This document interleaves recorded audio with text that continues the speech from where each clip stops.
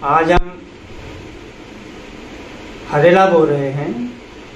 हरेला माने यह हिंदी शब्द है। हरेला हमारे यहाँ इसको हरियाव कहा जाता है, जो हमारी उत्तराखंडी भाषा है, हमारी कुमाऊनी भाषा है, इसको यहाँ पर हरियाव कहा जाता है। और यह जो हरेला हम बोलते हैं, मेरा गांव है दुदुली, जो कि यहाँ नैनीताल जो जिला है उसका धारी ब्लॉक है, उसका एक गांव है दुदुली। तो वहाँ किस तरीके से हरेला बोया जाता है उस संदर्भ में मैं आज बात करना चाहूँगा। हमारे यहाँ असल में जिस दिन सावन का महीना शुरू होगा उससे 9 दिन पहले बोलते हैं हरेला। कहीं कहीं 10 दिन पहले भी बोलते हैं, कहीं कहीं 11 दिन पहले भी इसको बोया जाता है। कुछ लोगों ने यह हरेला कल बो दिया होगा, कल माने 7 जुलाई को, कुछ लोगों ने इसको 6 जुलाई को बो दिया होगा। तो सबकी अलग अलग परंपराएं हैं। अब सवाल ये उठता है कि ये हरेला है क्या। हरेला माने जैसे मैंने कहा हरियाओ माने हरियाली का प्रतीक। अब हरियाली कैसे आएगी? हरियाली तब आएगी जब बारिश होगी। तो एक तरीके से यह बारिश के आगमन का भी एक सूचक हो सकता है और हरियाली का भी एक प्रतीक हो सकता है। हालांकि बहुत सारी जगह हरेला साल में 3 बार भी बोया जाता है। एक जो चैत्र की पहली नवरात्रि होती है उस दिन बोया जाता है। दूसरा जो आश्विन मास होता है, जिसको हम शारदीय नवरात्र कहते हैं, उसके जो नवरात्रि शुरू होगी उस दिन बोया जाता है। और एक आज बोया जाता है, जो आषाढ़ का जो महीना है, यह मतलब लगभग अंत की ओर है। और यह हरेला जो है सावन का जो पहला गते होगा उस दिन यह काटा जाता है। तो शुरुआत करते हैं कि इसकी स्टार्टिंग कैसे होती है। देखिए, इसके लिए सबसे पहले हमें तैयारी करनी होती है अनाजों की। अनाज माने कितने होने चाहिए? कम से कम 5 या 7, जो ऑड संख्या होती है, मतलब 5, 7, इससे ज़्यादा भी हो सकते हैं। तो मुख्यतः इसमें मक्का है, धान है, गेहूं है, जौ है, तिल है, और कोई भी बीज, मतलब कोई अन्न ही नहीं, कोई और भी बीज हो सकता है। दाल हो सकती है, उड़द की दाल हो सकती है या अरहर की दाल हो सकती है। तो 5 या 7 जो अनाज हैं या जो बीज हैं, उनको हम सबसे पहले इकट्ठा यहाँ हमने कर रखा है। और दूसरा जो हमारे गांव में हरेला बोलते हैं, वो बोलते हैं इस मालू के पत्ते में। यह मालू का पत्ता आप देख रहे हैं, काफी चौड़े पत्ते होते हैं इसके। इसकी भी एक अलग ही महिमा है। महिमा इसलिए सिर्फ दोने बनाने के ही काम नहीं आ रहा है। यह इसका जो ये मालू है, यह लगभग सारे उत्तराखंड में पाया जाता है। और इसका जो वानस्पतिक नाम है वहुनिया वाहिला, बहुनिया वाहिला, इसका जो बॉटनिकल नेम है वो ये कहा जाता है। और इसका मैं इसलिए उल्लेख कर रहा हूँ कि इसकी भी बड़ी उपयोगिता है। हमारे यहाँ जितने भी शादी ब्याह या कोई भी बड़ा काम होता है, तो उसमें सभी लोगों को खाना इन्हीं पत्तों में खिलाया जाता था। क्योंकि इससे पहले कुछ साधन नहीं थे, लोगों के पास थालियां नहीं होती थी, बहुत गरीबी थी। तो यह पत्ते के बिना हम कोई भी शादी विवाह, पीपल पानी, नामकरण, कोई भी पर्व या उत्सव की जिसमें बहुत सारी गैदरिंग हो, उनको खाने खिलाने की कल्पना नहीं कर सकते हैं। दूसरा इसका उपयोग ये भी है, इस जो मालू का पत्ता है जिसके मैंने दोने बनाए हैं, इसमें मैं हरेला बोऊंगा। इसका जो बरसात में महिलाएं घास काटने जाती हैं, धान रुपाई करती हैं, तो वो एक हाथ से छाता पकड़ के तो घास नहीं काट सकती। तो इसके पत्तों की बरसाती भी बनाई जाती है। बरसाती माने जिसको रेन कोट कहते हैं, वो इसके पत्तों का बनाया जाता था। चूंकि इतनी चौड़ी पत्ती है, तो दूसरा उपयोग इसका ये भी है। तीसरा उपयोग इस मालू के पत्ते का ये भी है कि इसकी बेल होती है। तो बेल की जो खाल है बहुत ही मजबूत मानी जाती है। और इसकी जो खाल के रेशों से जो है बहुत बड़ी बड़ी रस्सियां, मजबूत रस्सियां इसकी बनाई जाती हैं। और इसका फल भी हमारे यहाँ बच्चे बड़े चाव से इसको खाते हैं। खैर बहरहाल, अभी हम बात कर रहे हैं हरेला की। तो सबसे पहले हम शुरुआत करते हैं। हमने मिट्टी, असल में बहुत अगर कंकड़ पत्थर हैं तो उसको छान लिया जाता है, लेकिन ये प्लेन्स की मिट्टी है, पहाड़ में तो छाननी ही पड़ती है, क्योंकि पत्थर वगैरह उसमें बहुत ज़्यादा होते हैं, मोटे पत्थर होते हैं। लेकिन यहाँ बहुत पत्थर नहीं है, तो इसको मैंने छाना नहीं है, तो इसको मैं वैसे ही इसको इस्तेमाल कर रहा हूँ।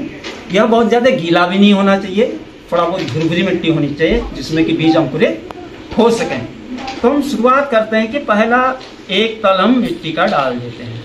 एक तल मैंने मिट्टी डाल दी, फिर इसमें मैंने एक बार अनाज डाल दिया थोड़ा, क्योंकि नीचे वाला तब है तो इसमें हम कम भी डाल सकते हैं। फिर उसके बाद मैंने दूसरी बार मिट्टी डाली और फिर तीसरी बार मिट्टी डाल दी और तीसरी बार फिर मैंने 7 तरह के बीज डाल दिए। फिर मैंने चौथी बार मिट्टी डाल दी इसमें और फिर मैंने चौथी बार इसमें ये बीज डाल दिए हैं। अभी 5वीं बार मैंने इसमें मिट्टी डाल दी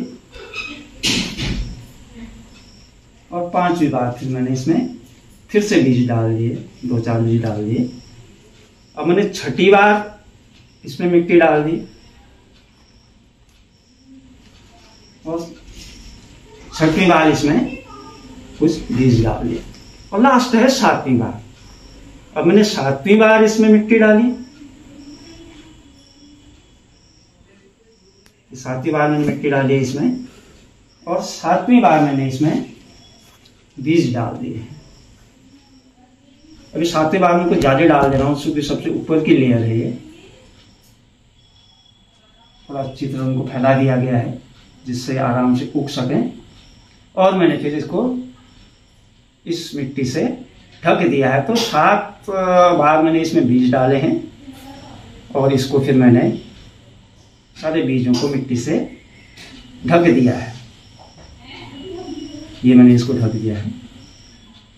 अच्छा, जो 7 बार बीज डालने का मतलब है, इसका शायद ये कारण हमारे यहाँ माना जाता है, जो हमारा लोक साहित्य है, जो हमारे परंपराएं हैं, तो हमारे यहाँ जो जागर में कल्पना की गई है आकाश और धरती की, तो आकाश कहा जाता है कि 9 खंडीय आकाश है। आकाश के 9 खंड हैं। हमारा जागर चलता है, जागो रे जागो रे जागो, 9 खंडीय आकाश जागे, शतखंडीय धरती जागे। कि धरती के कितने खंड माने गए हैं, धरती के कितने परतें माने गई हैं? 7। तो हो सकता है उन 7 परतों के उसमें जो 7 परतों में हमने बीज बो दिया है। लेकिन अब इसका सबसे महत्वपूर्ण पक्ष जो मुझे लगता है, अलग अलग विद्वानों ने हरेली के अलग अलग को किए हैं। कोई कहता है ये पर्यावरणीय एक है, पर्यावरण को बचाने का एक है, लेकिन पर्यावरण तो हमारे यहाँ कोई विषय रहा ही नहीं है इससे पहले, चूंकि यहाँ न कोई पहले इतने बड़े उद्योग थे, न इतना पेड़ कटान था, सिर्फ अपनी जो आवश्यकताएं थी लोग उसके लिए ही जंगल का उपयोग करते थे। तो ये मुझे लगता है एक तो ये अपनी जो हरियाली है, पानी है, ये बना रहे, इसका प्रतीक हो सकता है। और दूसरा मुझे ऐसा लगता है जब आदि मानव था उसके बाद उसका जो पहला युग हुआ वो आखेटक युग हुआ। आखेटक युग माने उसके पास कुछ भी खाने के लिए नहीं था, सिर्फ और सिर्फ वो शिकार या जंगली जो फल हैं इन पर निर्भर था। उसको खेती करना नहीं आया, मतलब उसको ज्ञान नहीं था उसका। तो सबसे पहले हमारे जिन पुरखों ने किसी जंगल की घास को, चाहे वो जौ के छोटे छोटे जंगल में होते हैं, जंगली गेहूं, जंगली जौ, जंगली धान, उसको कल्टीवेट करना आरंभ किया होगा। कल्टीवेट माने एक जगह स्थिर होके उगाना शुरू किया होगा। जब मनुष्य को कृषि का ज्ञान हुआ, जब मनुष्य को बीज का ज्ञान हुआ, उसका वो संरक्षण करने लगा और फिर बोने लगा। वो अपने आखेटक युग से, शिकार युग से इस जो कृषि सभ्यता की ओर अग्रसर हुआ, तो उसको स्थायित्व मिला। तो उस कृषि कर्म की, उस बीज बचाने की, उस जो कल्टीवेशन है, जो खेती करने की जो शुरू में हमारे पुरखों ने कोशिश की थी, हो सकता है उसकी याद में, अपने बीज बचाने की याद में, अपने स्थायी जीवन को आरंभ होने की याद में भी हो सकता है यह उत्सव मनाया जाता हो। तो ये भी इसका एक पक्ष हो सकता है। और जब ये अभी 9 दिन हमारे यहाँ रहेगा, 9 दिन बाद 9वें दिन फिर ये जो हमारे मंदिर हैं दिल्ली में, इसलिए मैंने 3 बनाए हैं, 3 मंदिर है हमारे यहाँ, तो 3 जगह ये धुनी जाएगी इसकी। तो फिर ये 17 तारीख को, वैसे 16 तारीख को होना चाहिए, लेकिन इस बार कह रहे हैं कि अधिमास है तो इसलिए एक दिन और बढ़ गया है, तो 17 तारीख को फिर वहां पर काटा जाएगा। और उस दिन बहुत सारे आशीष वचन होते हैं, बहुत सारे पकवान बनते हैं घर घर में, चूंकि रोज कोई खा नहीं सकता था, तो इसलिए जो गरीब लोग थे उनके लिए तो एक बहुत ही बड़ा त्योहार है। और उत्तराखंड का तो बहुत ज्यादा प्रचलित एक त्योहार है, तो इसलिए बहुत बच्चों के लिए और जो भी लोग हैं सभी के लिए एक बहुत खुशी का त्योहार होता है। और इसमें आशीष दी जाती है। उस दिन माताएं, बहनें सब अपने बच्चों को, भाइयों को, सभी को आशीष देती हैं।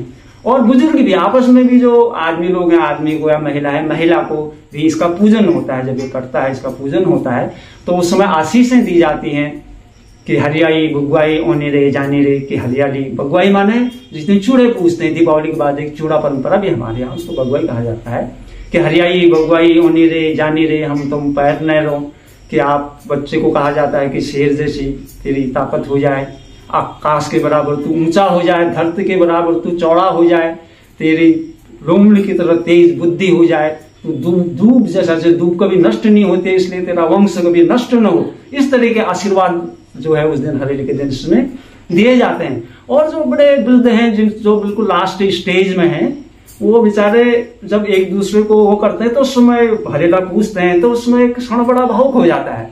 वो कहते हैं कि अगर जिंदगी की डोर रही तो अगले साल हम फिर मिलेंगे, क्योंकि उन्हें पता है कि हम कब न चले जाएं। तो वो क्षण जो बुढ़े जब आपस में मिलते हैं, तो वृद्ध हमारे बुजुर्ग आपस में मिलते हैं, उसमें बड़ा भावुक क्षण होता है कि कहते हैं अगर जिंदगी की डोर रही तो अगले साल के हरेले में फिर हम एक दूसरे को हरेला बांधेंगे।